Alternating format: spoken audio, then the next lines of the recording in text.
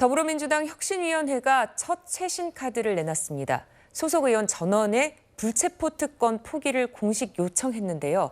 국민 신뢰 회복을 위한 제안이란 입장입니다. 혁신위원회는 더불어민주당 국회의원 전원이 불체포 특권을 포기하는 서약서를 제출하고 향후 국회의원 체포동의안의 가결을 당론으로 채택할 것을 당에 요구합니다. 지도부가 이제 고민하고 있는 것으로 알고 있고요. 지도부가 이제 만나서 토의를 하고 조만간 입장을 정리할 것으로 보고 있습니다.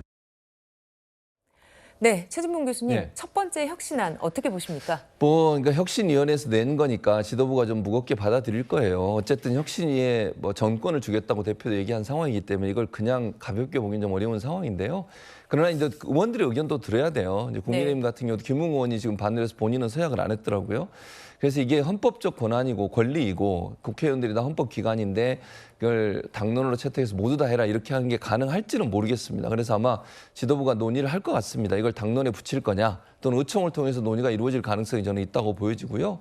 그래서 어쨌든 혁신위가 처음으로 내놓은 아니고 또 혁신위를 국민들에게 선보인 이후에 처음 내놓은 아니기 때문에 이걸 어쨌든 신중하게 볼 거다. 저는 그렇게 아마 전망이 되고요. 네. 그러나 이게 당론으로 채택되느냐 마느냐는 좀 논의가 필요할 것 같아요. 의총에서 아마 의원들의 의견들이 좀 있을 것 같고 대다수 의원들이 어떻게 나올지 모르겠지만 아니면 자발적으로 원하는 사람들이 하는 방법 이런 방법도 논의가 될 거라고 저는 생각합니다. 어쨌든 이게 강제성을 띠기가 상당히 어려운 거기 때문에 그러나 아무튼 추진하는 쪽으로 가는 가능성이 높다고 봐요. 그게 네. 이제 혁신에서 내놓은 아니고 또 이게 국민들이 볼 때 이런 부분들이 필요하다고 보는 부분이 있기 때문에 그런 부분들은 추진적으로 갈 가능성은 있지만 강제성을 띠는 것은 조금 우려되는 부분이 있지 않을까 그렇게 생각합니다. 네, 이현정 의원님. 그런데 지금 민주당은요, 이재명 대표만 불체포 특권 포기 선언을 했을 뿐이지 당 차원의 입장은 아직 없었습니다.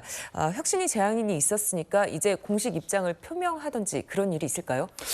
제가 정치부자 한 30년 넘게 했는데요. 네. 이 이야기 수백 번, 수천 번 들었습니다. 근데 아직까지 개선되지 않고 있어요. 네. 왜 그럴까요?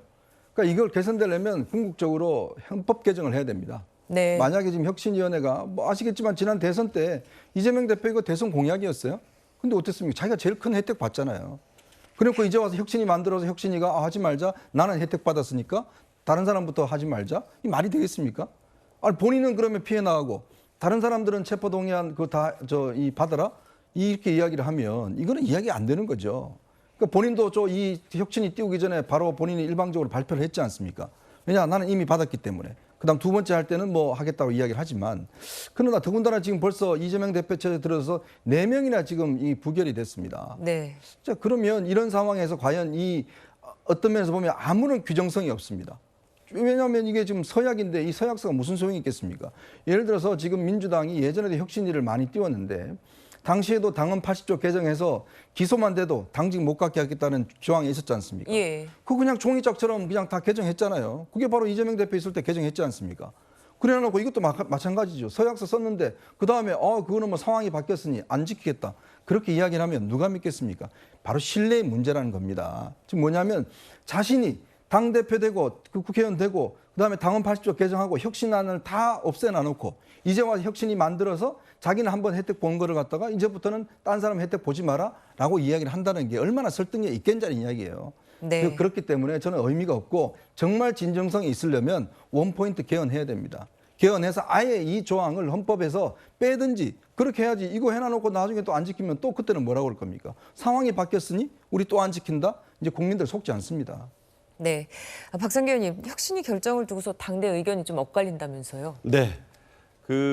아무래도 민주당에서 대표가 먼저 대정부 교섭단체 연설을 통해서 네네. 사실 원고에 없었는데 본인이 이제 구두로 최고위원들에게 직전에 얘기하고 원고에 없는 내용을 불쑥 또 이렇게 전격적으로 얘기를 한 거잖아요. 대표가 그렇게 했기 때문에 친명 비명 가리지 않고 대놓고 이것을 반대할 수는 지금 없는 분위기가 역력한 것 같습니다. 110명 정도는 아마 민주당 내에서도 불체포 특권 포기를 좀 따라가야 되지 않느냐 이렇게 이제 분위기가 나오고 있고요. 네. 앞서 제가 우리 후쿠시마 문제에 관련해서 내정 간섭적 요소도 있다 그랬는데 좀 지나친 표현이었던 것 같고 다만 우리 정부가 우리 국민들의 건강에 대한 우려, 수산물에 대한 우려 등등으로 해서 반대하는 입장을 전달은 할 수 있는데 그것이 뭐 내정 간섭이라는 거까지 한 것은 제가 좀 지나쳤기 때문에 바로 잡겠습니다. 네. 자, 민주당이 조만간 의총을 통해서 의견을 듣겠다고 하니까 결론이 어떻게 나야 될지 지켜봐야 될 것 같습니다. 자, 김은경 혁신위원장이 공천룰을 언급하면서 비명계에서는 또 총선 물갈이를 의도하는 게 아니냐 이런 의심을 하고 있는데요. 얘기 들어보시죠. 정당 공천 과정에서 현역 국회의원으로 대표되는 기득권 체계를 혁파하고 참신하고 유능한 인재를 등용하는 공정하고 투명한 시스템을 구축해야 합니다. 김은경 위원장이 얘기한 일 그대로 실현시킬 딱 유일한 방법이 있어요. 당대표의 공천 권력을 내려놓는 길을 찾으면 됩니다. 그런 방식을 채택할 수 있는데 끝까지 안 해요. 왜? 그나마 뒤에서 어떻게든지 하여간 공천에 영향을 미쳐보려고. 그 마지막 꿈을 못 놓고 있는 거예요. 네, 보신 것처럼 김종민 의원 이재명 대표를 겨냥했고 또 조응천 의원은 혁신위가 이 대표와 각본을 짜고 움직이는 게 아니냐 이런 말까지 했습니다.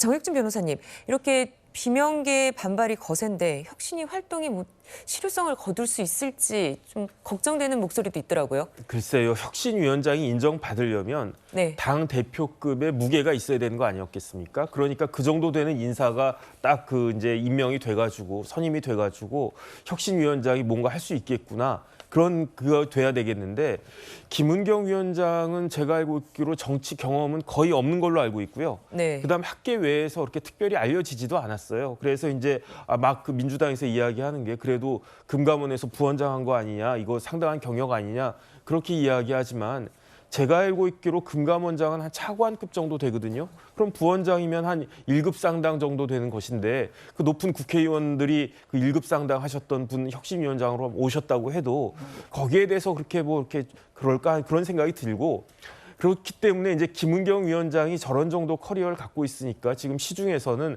뭐 대표 아바타니 뭐 친이 쿠데타니 뭐 이런 이야기가 나오는 거 아니겠습니까? 그렇기 때문에 실효성에 대해서 의문을 갖는 것은 당연하고요.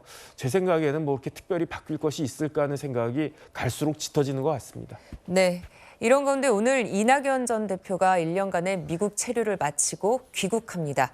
최진봉 교수님, 예. 이 전 대표 향후 무슨 역할을 맡게 될까요? 지금으로서는 좀 모르겠는데 아마 정치적 역할을 할 가능성을 전혀 배제할 수 없을 것 같아요. 특히 네. 이제 비명계를 중심으로 해서 여러 가지 이제 모색이 될 가능성이 있다고 보여지고요. 본인은 이제 아마 책 출판하시고 그걸 가지고 전국을 돌며 순회하시는 것 같아요.